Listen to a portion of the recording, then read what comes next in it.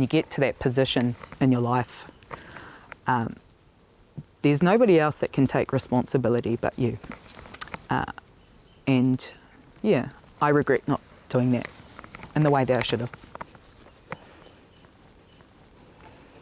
There were so many areas of life that were unravelling.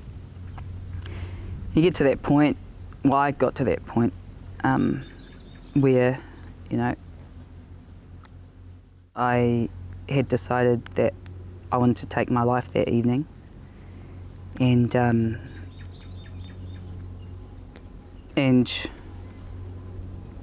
had a very clear plan and went to execute that plan. And I'd had a few beers. I was in quite an erratic state of mind, but I made that decision to drive, and so I did. And you know, it was raining. I crashed. It was a pretty intense evening. But yeah, you make a series of decisions. I made a series of decisions. Yeah, like I said, you'll regret them for a lifetime.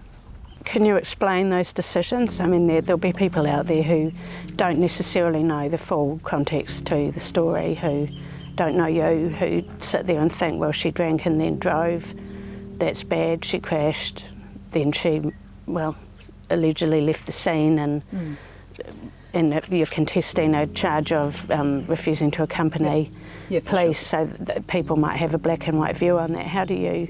Well, I'm sure.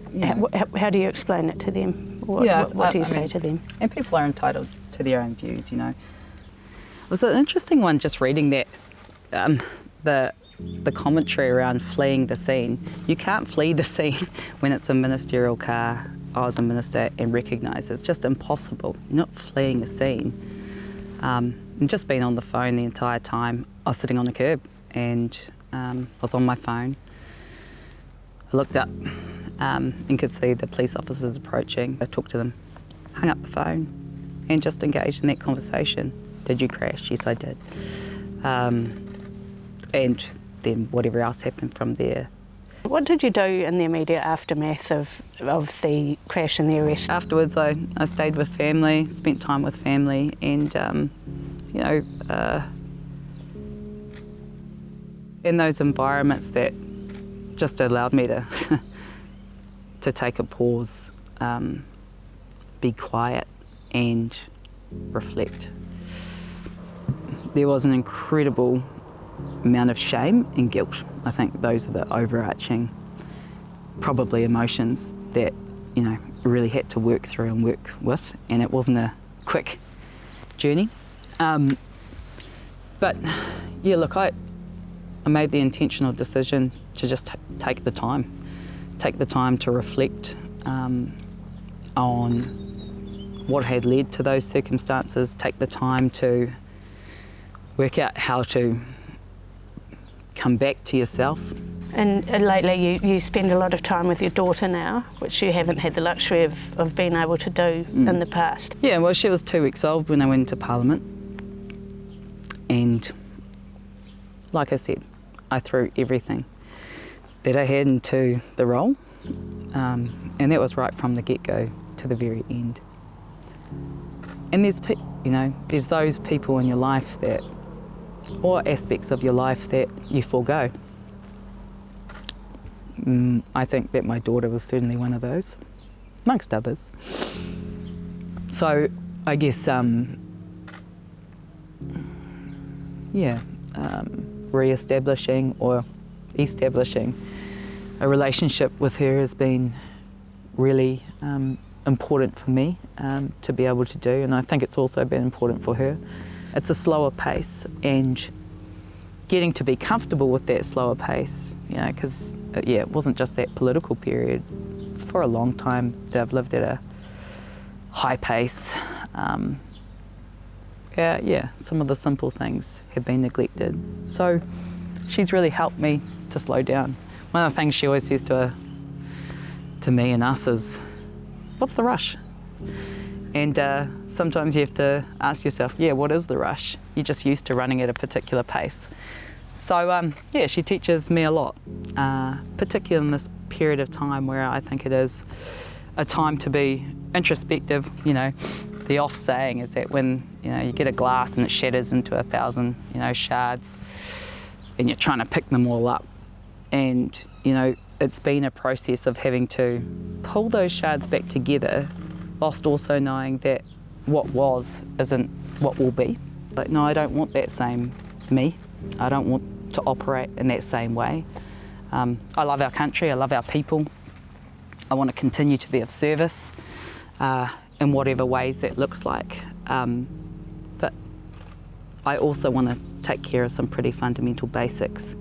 And I think for whatever reasons, that break and that horrendous end to my political career has meant that I've had to do that work and shift the way I think about the way I operate, shift the way I think about the way that I live life, and come back to those original values and principles of why I embarked on this journey in the first instance. Is there anyone that you have had to apologise to, or that you thought that you should apologise to? Oh, many people, if I'm frank. There were those that are in your crew, your team, your colleagues. Those things have a massive impact, and we were very close to an election. There's your constituents and the people that you work closely with. We're in the middle of a cyclone recovery. There's, of course, your broader family and those people that carry you through. Even like your hapu and your iwi, you let a lot of people down. People that had faith in you, eh? So there's been a lot of apologies. Yeah, I think, a large percentage of the population, we have mental health issues, and it's about managing those, and that's the aspect that I didn't do well.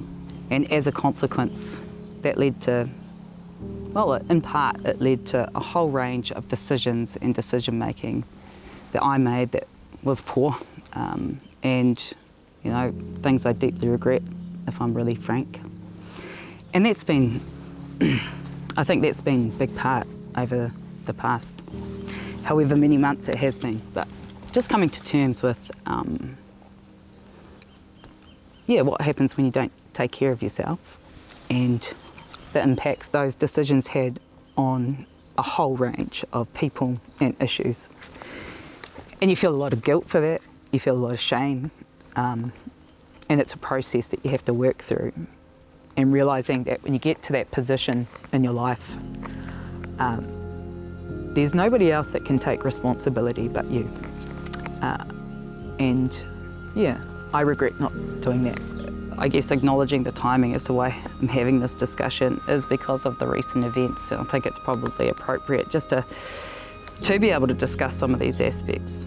I think one of the things I've always been clear in, right back to all the allegations, back at the start of last year, whatever our particular state of mind, mental health issues, whatever's going on, it doesn't excuse any decisions that we make. So that can help provide some context to why you made those particular decisions, perhaps. But for myself, I still feel like, it was my decisions, I made those choices and took those subsequent actions. It's a frequent commentary, I think, by many people across the board that's said about, more often than not, females who are often brown, who are often in those leadership roles. And it's a shared experience that we have. It's something we talk about. We are received differently. I don't think that there's any way that, any person that's lived in our experience is my experience.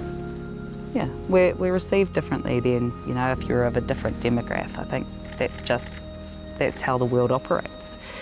And I think you learn to navigate that, as a young, woman, whatever, in order to be at the table. And that's just something, you can't change the world, you can't change people's perceptions, and it's things that we who fit those particular profiles that we have to navigate and manage. And it's not something I'd ever admit in politics when I was in that role. But I think there's something to be said for that I kind of felt like I had a responsibility to voice it, particularly at this period of time. Have you been in touch with Golres? Yeah, I've reached out to Golres, and the circumstances under which I left politics were of my own making and pretty horrendous, and things that I regret. And there's probably not too many people in the country that have a real understanding of what it's like to exit politics in that way and in the public eye. So yeah, I have reached out to her and just to touch base. Jacinda resigning, do you think that did have an impact on you in terms of that was yet another change you had to deal with on top of other changes in your life? I think with Jacinda, one of the things that I really appreciated that I hadn't necessarily had in a person that I'd probably worked for was the way that she led. It was very much, she communicated closely with all of us, took soundings, was open to, where we needed to go, how we needed to go. With every new leader, there's different directions that we need to take. I think that Chris Hipkins did a really good job in the period of time that he had, so this is no kind of comment on his ability, but I understood how she worked, how she operated, and some people talk about the empathy by which she led with. I see that as one of her core strengths, and it was something that I think really facilitated and helped me to come to the fore and the things that I believed in, and feel really confident in being able to do that. I also had a really strong values alignment with Jacinda, and that's not to say I didn't with others. There was just so much change that was required in such a short period of time. The way I look at it is that we all did the best we could have with the tools that we had. That's right from the leadership all the way through to my colleagues. And yes, things did change when new leadership took over. But that wasn't just because of the leadership. It was where there were pressures on us to take different policy decisions and directions. And in politics, we all have to suck a few dead rats. Like, that's just part of being a part of a big team, But there's some things that are fundamental to you, to your identity, to your principles. And I think had I had the time again, particularly on some of those criminal justice policies, but perhaps I would have made some different decisions about my personal role in those issues. What does that mean? Well, I think that there was a range of options available to any person, right? Nobody has to do something they don't want to do, but I made the active decision to go through with those policy decisions. That didn't necessarily align with my own personal values or my why to being in politics. Well, you did it fairly convincingly. Well, I don't think I was too shabby at some aspects of the job. The bullying claims, have you had any reflections on that at all?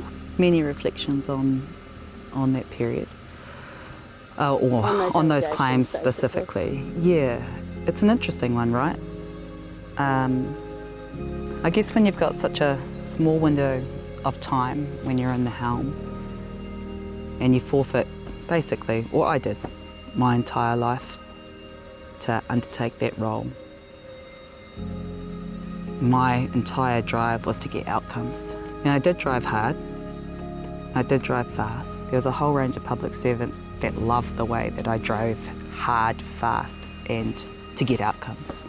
And there were some that didn't like that as well. Yeah. Was I perfect? Heck no. But I do believe that while you've got the ball, you've got to run hard. And our constituents and New Zealanders, they deserve that. One of the challenges I think personally that I had was there's so many barriers put up as to why you couldn't implement, policies. There can be some real challenges with getting things done. And I had high expectations of myself, high expectations of the public service to be able to deliver. But you don't think you took it too far? Well, look, some people think I did. Some people think it was an exceptional way of just driving hard. I don't think I was perfect, though. I think, I think there's a time to take a step back and probably be a little more gentle in some areas. But I don't regret my stance that I think that there's a whole range of communities that have been significantly underserved. We have an obligation to be able to work efficiently, and that's not always the case. I mean, we saw in COVID just like how quickly government departments could turn things around. Now, in a whole range of ways, you wonder why that can't be extended through to BAU, and I think that there's a lot more efficiencies personally that could be made there. But in saying all of that, sometimes it was probably too hard, too fast for some people. What is your life looking like at the moment? I'm really enjoying working back with my iwi and my people. That brings a lot of fulfilment, a lot of joy. I think over the past several months, it's almost been like stripping back.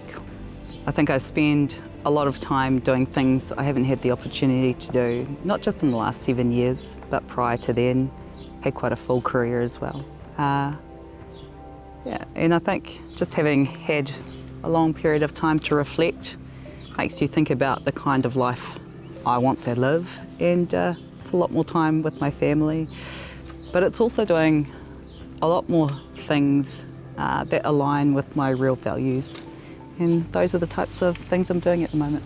You're not as adamant on the return as you used to be then, now that you've actually had time to... Absolutely not. I can't believe you would be. Absolutely not. Life's really nice outside of politics, you get your life back.